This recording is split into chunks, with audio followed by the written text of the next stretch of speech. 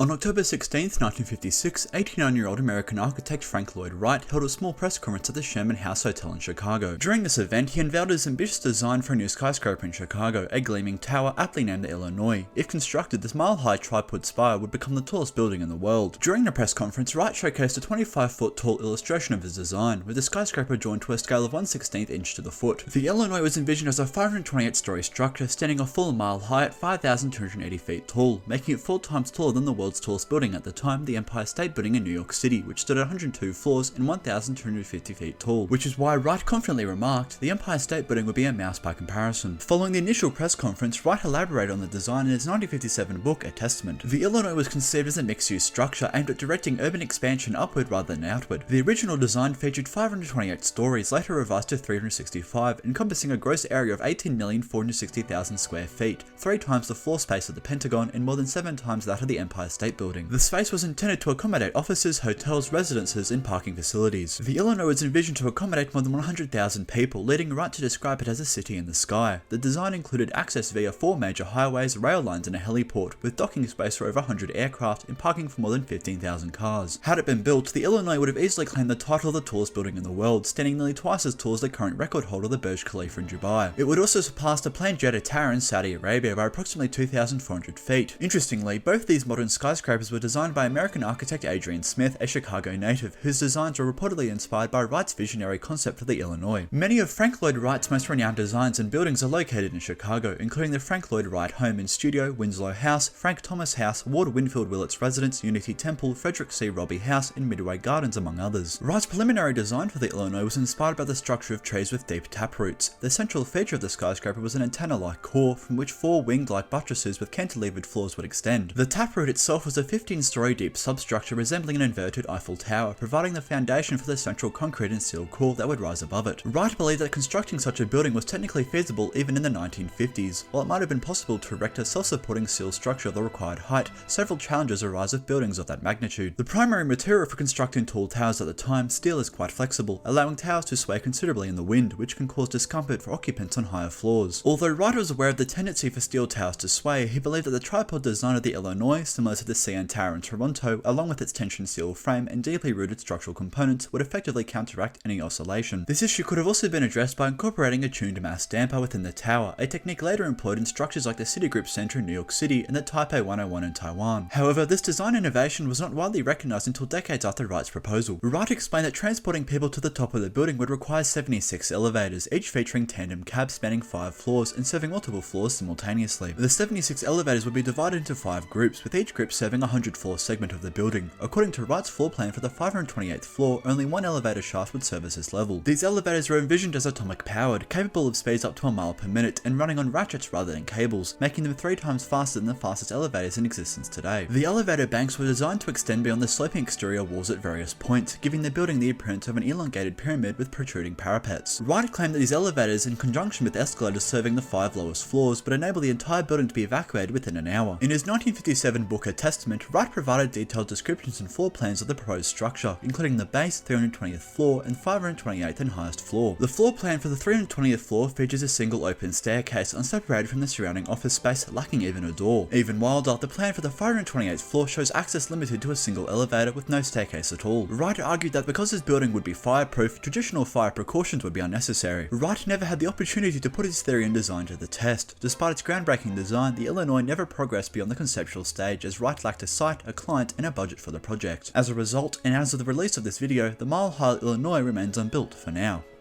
This hasn't made Jack, and if you're building a mile-high tower in Chicago, please leave a comment down below.